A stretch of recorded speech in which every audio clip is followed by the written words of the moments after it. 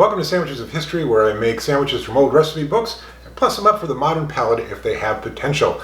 Today from Kirke Cookerie, I hope I'm saying that correctly, in 1925, we're going to be making the Substantial Camper's Sandwich.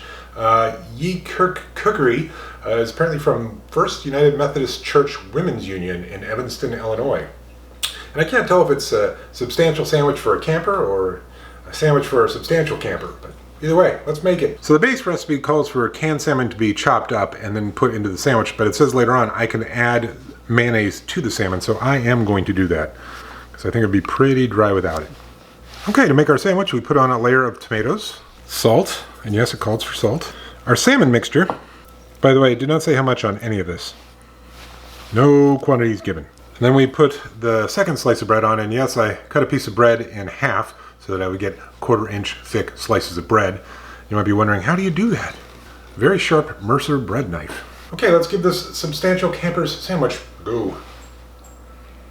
I'm not sure why they had us cut it to a 1/4-inch thick slice for something that's a substantial sandwich, but this is good actually, on its own. The salmon, the mayonnaise, salt, the tomatoes, but I definitely think we can plus this up. After my recent encounter with Turkey and the Wolf's the tomato sandwich, which was a revelation, I've decided to lean in on herbs a little bit here. So I've got some chives from the garden, a little bit of fresh thyme. My man Big Olive Dave reminded me about Kalamata olives, and I thought I haven't used those in a while, so let's do it. And why not finish with a little baby arugula that's growing out in the backyard. All right, let's give this plussed up Substantial Camper Sandwich a go. Definitely better. Arugula is bringing a peppery bite. The herbs are herbing. Thyme, really nice. The chives and the Kalamata olives are bringing a nice pop. Okay, so the original Substantial Sandwich was actually pretty tasty on its own. I'm going to give that a 7. The salmon with the mayonnaise and the salt and the tomato, not bad.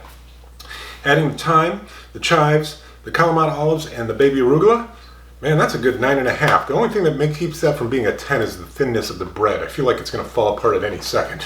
But tasty flavor combination for sure. All right, I'm going to finish that for lunch. I'll see you tomorrow.